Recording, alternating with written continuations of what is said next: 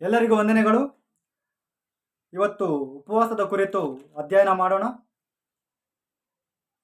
ನಮಗೆ ಯೇಸು ಸ್ವಾಮಿ ಉಪವಾಸ ಹೇಗೆ ಮಾಡಬೇಕು ಅಂತ ಹೇಳ್ಕೊಟ್ಟಿದ್ದಾರೋ ಒಂದು ಸರಿ ನೋಡೋಣ.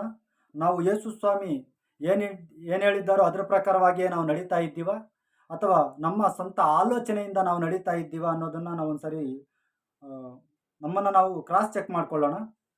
ಮತ್ತೇನು ಬರೆದ ಸುವಾರ್ತೆ 6ನೇ ಅಧ್ಯಾಯ 16ನೇ ವಚನ. ಇದಲ್ಲದೆ ನೀವು ಉಪವಾಸ ಮಾಡುವಾಗ ಕಪಟಿಗಳಂತೆ ಮುಖವನ್ನು ಸಪ್ಪೆಗೆ ಮಾಡಿಕೊಳ್ಳಬೇಡಿರಿ. ಯಾರಂತೆ? ಕಪಟಿಗಳಂತೆ ಮುಖವನ್ನು ಸಪ್ಪೆಗೆ ಮಾಡಿಕೊಳ್ಳುವನು ಕಪಟಿ ಅಂತ ಬೈಬಲ್ ಹೇಳುತ್ತೆ. ಮುಖವನ್ನು ಸಪ್ಪೆಗೆ ಮಾಡಿಕೊಳ್ಳುವನು ಉಪವಾಸ ಸಮಯದಲ್ಲಿ ಕಪಟಿ ಅಂತ ಬೈಬಲ್ ಹೇಳುತ್ತೆ. ಯಾಕಂತಂದ್ರೆ ಅವರು ಉಪವಾಸಿಗಳೆಂದು ಜನರಿಗೆ ತೋರುವುದಕ್ಕಾಗಿ ತಮ್ಮ ಮುಖವನ್ನು ವಿಕಾರ ಮಾಡಿಕೊಳ್ಳುತ್ತಾರೆ. ಏನಕ್ಕಂತೆ? ಜನರಿಗೆ ತೋರಿಸಿಕೊಳ್ಳುವುದಕ್ಕಾಗಿ ಮುಖವನ್ನು ವಿಕಾರ ಮಾಡಿಕೊಳ್ತಾರೆ ಅಂತ ಯೇಸು ಸ್ವಾಮಿ ಹೇಳ್ತಾ ಇರುವಂತಹ ಮಾತು. ನಾನು ಹೇಳ್ತಾ ಇಲ್ಲ ಕಪಟಿಗಳು ಅಂತ, ಯೇಸು ಸ್ವಾಮಿನೇ ಹೇಳ್ತಾ ಇರುವಂಥದ್ದು.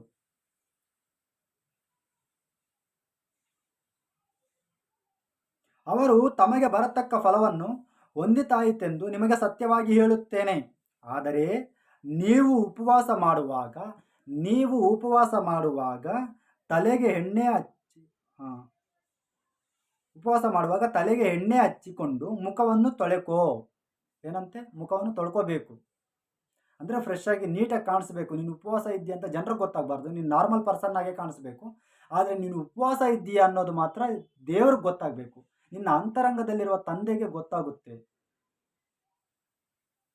ಹೀಗೆ ಮಾಡಿದರೆ ನೀನು ಉಪವಾಸಿ ಎಂದು ಜನರಿಗೆ ಕಾಣದೆ ಹೋದಾಗ್ಯೂ, ಅಂದರೆ ಗೊತ್ತಾಗದಿದ್ರೂ ಕೂಡ ಅಂತರಂಗದಲ್ಲಿರುವ ನಿನ್ನ ತಂದೆಗೆ ಉಪವಾಸಿ ಎಂದು ಕಾಣಿಸಿಕೊಳ್ಳಿವಿ. ಯಾರು ಕಾಣಿಸ್ತೀಯ ಇವಾಗ ಉಪವಾಸ ಎಂದು? ನಿನ್ನ ಅಂತರಂಗದಲ್ಲಿರುವ ದೇವ್ರಿಗೆ ಗೊತ್ತಾಗುತ್ತೆ.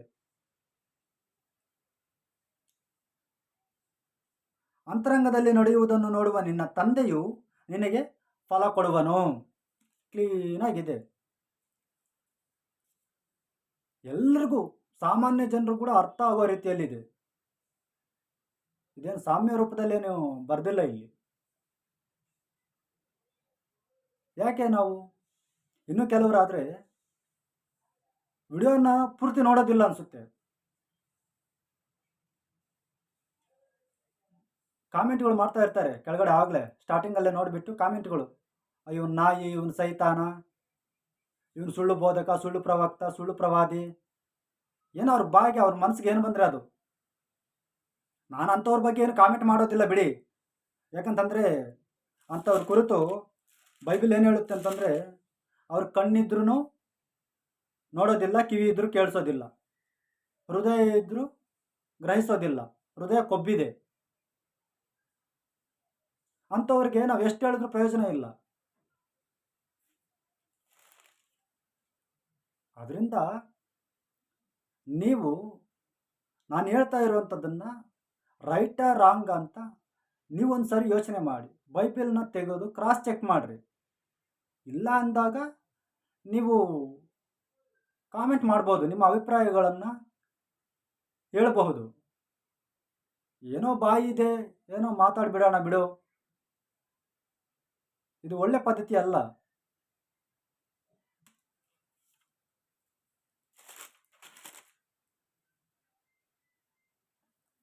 ಇವಾಗ ಇನ್ನೂ ವಿಚಿತ್ರವಾಗಿ 40 ದಿನ ಉಪವಾಸಗಳು. ಉಪವಾಸ ಅನ್ನೋದು ವೈಯಕ್ತಿಕ, ನಿನಗೆ ಸಂಬಂಧಪಟ್ಟಿದ್ದು.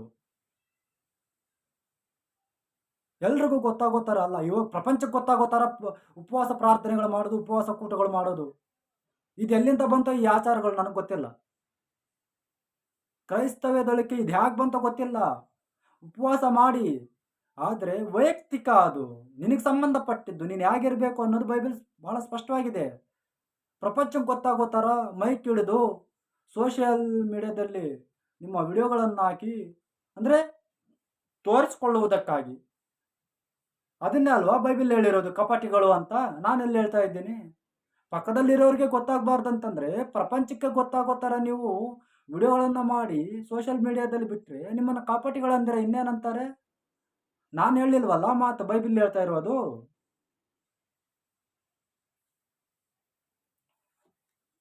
ಬದಲಾಗ್ತೀರಾ ಅಂತ ವಿಡಿಯೋಗಳನ್ನ ಮಾಡ್ತೀನಿ. ಬದಲಾಗೋದು, ಬದಲಾಗದಿರ ಇರೋದು ನಿಮಗೆ ಸಂಬಂಧಪಟ್ಟದ್ದು. ನನಗೆ ಗೊತ್ತಿರೋ ವಿಷಯಗಳನ್ನ ನಿಮ್ಮ ಹತ್ರ ಹೇಳ್ತೀನಿ. ನೀವು ಕೇಳಿಲ್ಲ ಅಂತಂದರೆ ನನಗೇನು ಹೇಳು?